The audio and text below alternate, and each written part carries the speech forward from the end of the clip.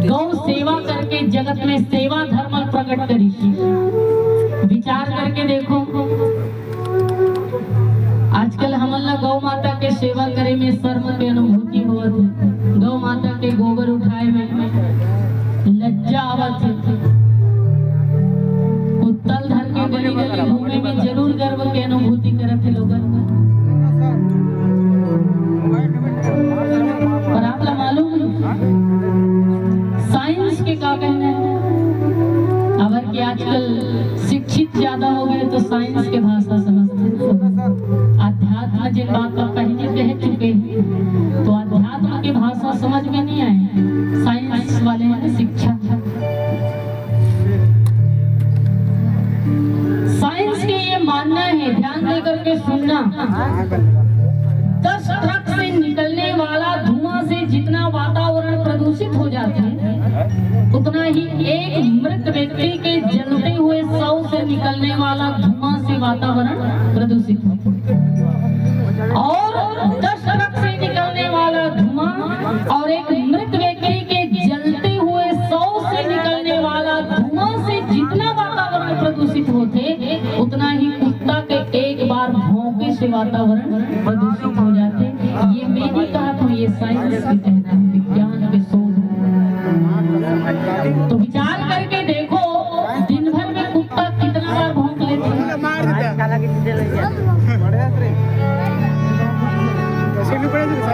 सोच के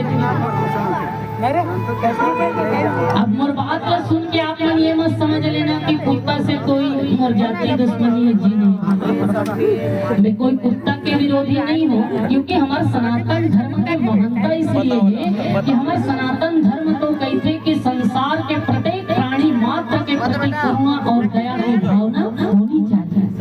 इसलिए हमारे सनातन धर्म में एक विधान है कि जब हम भोजन बनाते हैं तो भोजन के प्रथम ग्रास गौ माता ला खिलाए जाते और अंतिम रोटी कुत्ता ला भी दे के विधान है। दुख सिर्फ इस बात के लिए है मोला कि जिनका घर के अंदर होना चाहिए वो घर के बाहर रोड में छत विछत होकर के रक्त रंजित होकर के लथपथ खून से प्राण के त्याग करते, और जिनका घर के बाहर होना चाहिए वो घर के अंदर ऐशो आराम से। दुख सिर्फ ये बात है, जिन गौ माता ला घर के अंदर होना चाहिए वो रोड में कटे जाते, और जिन कुत्ता ला घर से बाहर होना चाहिए वो घर के अंदर। दुख सिर्फ इस बात है। और आपको मालूम है दीदी, हमारे सनातन धर्म में कोई भी व्यक्ति के जब मृत्यु हो जाते तो मृत्यु के उपरांत जब शव जलाए जाते तो जलते हुए शव में घी डाले के विधान है। कपाल क्रिया जब किए जाते तो घी डाले जाते ना। हमारे दीदी मन भले नहीं जाना थोड़ी, लेकिन भैया मन तो जरूर जाना था। जब कपाल क्रिया किए जाते तो घी डाले के विधान है। साथ ही साथ जलते हुए शव में गौ माता के गोबर के जो कंडा होते छेना जिला वो भी डाले के विधान है। अच्छा, काबर डाले जाते कभी विचार करके देखे? कभी आप यहाँ चिंतन करें कि आखिर ये डाले के पीछे रहस्य का है, या माता पिता मन करत आखिरी से दादा परदादा मन तो परंपरा के अनुसार ढोते चले जाते, या फिर अगर पीछे कोई वैज्ञानिक तथ्य है, आध्यात्मिक तथ्य है, कभी प्रयास करें करना चाहिए। हमारे संत महापुरुष मन ऋषि जन्मन कितना महान ऋषि, और सनातन धर्म में ही ये सुंदर विधान है, अन्य धर्मों में नहीं। आप तो कोई भी व्यक्ति के जब मृत्यु हो जाते तो मृत्यु के उपरांत जलते हुए शव में घी डाले के विधान है। और घी इसलिए डाले जाते क्योंकि मृत शरीर से निकलने वाला जो जहरीला धुआं है वो धुआं से वातावरण प्रदूषित हो जाते, और वो प्रदूषित वातावरण शुद्ध करे के क्षमता गौ माता के घी में होती, गौ माता के कंडा में होती, गोबर में। इसलिए जलते हुए शव में घी और कंडा डाले के विधान सनातन धर्म में है, ताकि हमारी प्रकृति हमेशा से शुद्ध और पवित्र रहे। कितना घी डालना है आजकल तो एक कटोरी में भर के जाते नियम बना ले, नियम समझते हो, वो नियम नहीं है, वो प्रकृति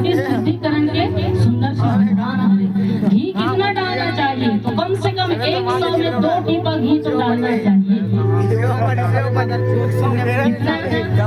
2 टीपा। भैया मन हंसा थे, 2 टीपा मतलब लगभग 15,000 से खर्चा जाए। 15,000 से भी ज्यादा, 30 मत मान लो, 15 दूने 30, 2 टीपा मान लो करेक्ट होता। तो जिन माता पिता हम लोग करोड़ों के जीवन दे के चले गए, का हम अपन माँ बाप के लिए वो 30,000 खर्चा नहीं कर सकते? या आने वाला पीढ़ी की सुरक्षा के लिए का हमारे द्वारा ये पहल नहीं होना चाहिए? होना चाहिए ना, प्रकृति की शुद्धि। तो 2 टीपा नहीं डाल सकते हो, कम से कम 1 टीपा जरूर डालना है। यही शास्त्र की तो 1 कप से कुछ नहीं होने वाला हो, क्या कुछ नहीं होने वाला है। तो वो सामर्थ्य है गौ माता के घी में, वो सामर्थ्य है गौ माता के गोबर में। वो केवल माइक वाले ना घी में नहीं है। और गौ माता ला कोई साधारण पशु समझे कि भूल तो बिल्कुल मत करना, क्योंकि गौ माता पशु संस्कृति में जन्म जरूर ले है, पर गौ माता पशु है नहीं। पशु समझे कि भूल मत करना। जैसे हनुमान जी महाराज कोई साधारण वानर बोलो तो, हनुमान जी कोई साधारण वानर नहीं, गणेश जी महाराज कोई साधारण हाथी नहीं है, तुलसी जी के पौधा कोई साधारण पौधा नहीं है, गंगा जी के पानी कोई साधारण पानी नहीं है। इसी तरह गौ माता भी कोई साधारण पशु नहीं है। इसलिए गौ माता ला साधारण पशु समझे के भूल कभी मत करना। धर्मशास्त्र के अनुसार गौ माता के संपूर्ण अंग में 33 कोटि देवी देवता के वास के विधान बताए गए हैं। पितृ मोक्ष के भी विधान गौ माता से ही बताए गए हैं। और मैं आप लोग कह देता हूँ, आप आज से ही वो 33 कोटि देवी देवता के बारी बारी से पूजन विधान प्रारंभ कर दो, आपके पूरा जीवन से राज ही। लेकिन वो 33 कोटि देवी देवता आप प्रसन्न नहीं कर सकते। लेकिन शास्त्र ये कहते हैं कि वो 33 कोटि देवी देवता अगर प्रसन्न करना है तो एक बार गौ सेवा करो, एक बार गौ माता ला प्रसन्न करो। आप 33 कोटि देवी देवता के सेवा के फल प्राप्त हो जाते। वो सामर्थ्य है गौ माता में। पर दुर्भाग्य की विषय ये है कि वही गौ माता आज रोड में कटे जाते, एक्सीडेंट में मारे जाते, और वो तड़प तड़प के हम सब अपन जीवन के भीख मांगा थे और हाथ जोड़ करके कहा थे कि बेटा मैं धर्म और धर्म की रक्षा कर, बेटा मैं धर्म और धर्म की रक्षा कर। बोलिए कि भोजन की व्यवस्था नहीं कर पावे ना बेटा, कोई बात नहीं, मैं दिन भर में कहीं भी चल के आ जाऊँ, अपन पेट पे भरण पोषण कर लूँ। मोरवती भोजन की व्यवस्था नहीं कर पावे, मैं अपन पेट पे भरण पोषण कहीं से भी कर लूँ, मैं चारा चल के आ जाऊँ बेटा। लेकिन जब शाम के समय में थक हार के हूँ ना, तो मुझे ठहरे पर एक छोटे से आश्रय दे दे रे, मोर रहे पर एक छोटे से पुरिया दे दे, घर दे ज्यादा तो कम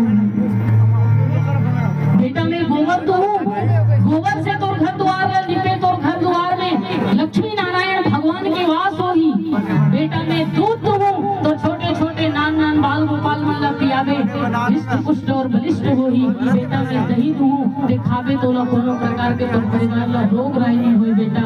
और मैं घी दूँ, घी के दिया जलावे, तो आध्यात्मिक जीवन तो रोशन हो ही, तो बाहरी जीवन भी रोशन हो जाए बेटा। और अक्की में मोर कर्जा नहीं छूटे ही ने, तो मोर मरे के बाद मोर चमड़ी ला उखाड़ लेवे बेटा, और चमड़ी के चप्पल बनवा लेवे, घर भर के माई पीला पहन लो बेटा, तुम्हारे पाँव में कांटा नहीं गिरे। लेकिन मोला छोटे से रहे बर आश्रय दे दे, मोला मौत से पहले मरे बर मत छोड़। ऐसे हमार गौ माता रो रो के आज जीवन के भीख मांगत हिदाई हो। और मैं आप सबसे भीख मांगत हूँ कि गौ माता के सेवा करो, रक्षा करो, संरक्षण करो। गौ माता कोई साधारण पशु है नहीं, इसलिए गौ सेवा करो। दूध पिए के अगर आप सब इच्छुक हो तो कम से कम गौ सेवा करो।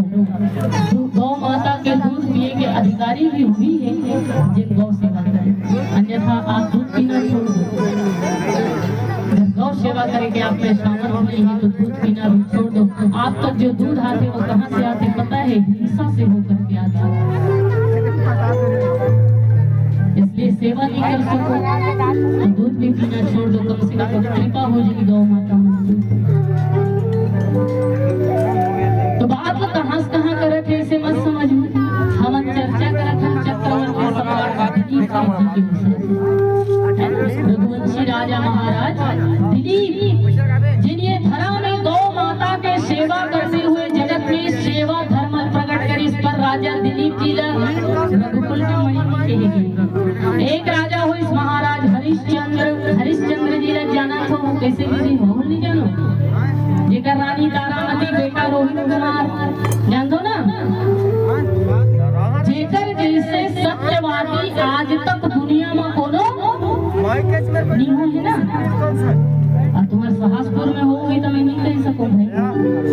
तक मोर अनुभव है नीवो है। तभी तो आज भी जब लोग मन आपस में झगड़ा होते, लड़ाई होते, मारपीट होते, ताकत है वो आते बड़ा हरिश्चंद्र के औलाद कावर की हरिश्चंद्र जी जैसे सत्यवादी आज तक कोई नहीं है, ओकर अलावा कोई दूसरा कोई उपमा भी नहीं आ सकता। तो ऐसे सत्य धर्म प्रकट करने वाला राजा हरिश्चंद्र, ये भी रघुवंशी राजा है, सूर्यवंशी राजा है, परंतु राजा हरिश्चंद्र जी भी रघुकुल के मणि भी कहे गए हैं। एक राजा हुए महाराज भगीरथी, जिन अपन तप और साधना के बल पे स्वर्ग से माता गंगा ला ये पृथ्वी में प्रकट कर दी। ऐसे राजा भगीरथी जी भी रघुवंशी राजा है, परंतु राजा भगीरथी जी ला भी रघुकुल के मणि अनेकों और भी राजा हुई, गोत्र प्रवर्तक राजा भी हुई, जैसे महाराज रघु जेकर नाम से सूर्य वंश ला रघुवंश कहे जाते, जैसे महाराज इक्ष्वाकु जेकर नाम से सूर्य वंश ला इक्ष्वाकु वंश कहे जाते। तो ऐसे ऐसे धर्मात्मा राजा हुई पर कोनो ला रघुकुल के मणि नहीं कहेगी। राजा दशरथ में ही ऐसे कौन से खास बात है, महाराज दशरथ में ही ऐसे कौन से विशेष गुण है कि राजा दशरथ ला ही रघुकुल के मणि कहेगी। यही प्रश्न कोनो बाबा तुलसीदास जी महाराज से करिस कि बाबा सूर्य वंश में अनेको राजा हुई साहब कोनो रघुकुल के मणि नहीं कहे जी, राजा दशरथ में का खास बात। तो तुलसीदास जी का जबरदस्त जवाब दी। भगवान तुलसीदास जी महाराज कहे कि ये बिल्कुल सत्य बात है कि सूर्य वंश में अनेकों महान धर्मात्मा और प्रतापी राजा हुए, जैसे महाराज दिलीप जिन्हें दुनिया में सेवा धर्म प्रकट करी, जैसे राजा हरिश्चंद्र जिन्हें धरा में सत्य धर्म प्रकट करी, जैसे महाराज भगीरथी जो स्वर्ग से माता गंगा ला ये पृथ्वी में प्रकट कर दी। पर धन्य है महाराज दशरथ जिन परात्पर ब्रह्म लाही पुत्र के रूप में ये धरा में प्रकट कर दी, जिन भगवान लाही पुत्र के रूप में ये धरा में प्रकट करे में समर्थवान हो। ऐसे राजा दशरथ तो रघुकुल के मणि ही हो सकते सज्जनों। इसीलिए तुलसीदास जी की इस अवधपुरी रघुकुल मणि राम जेकर नाम है दशरथ, नाम में भी बड़ा आध्यात्मिक अर्थ है, चर्चा करबो भजन के बाद। बोलो श्यावर रामचंद्र की जय।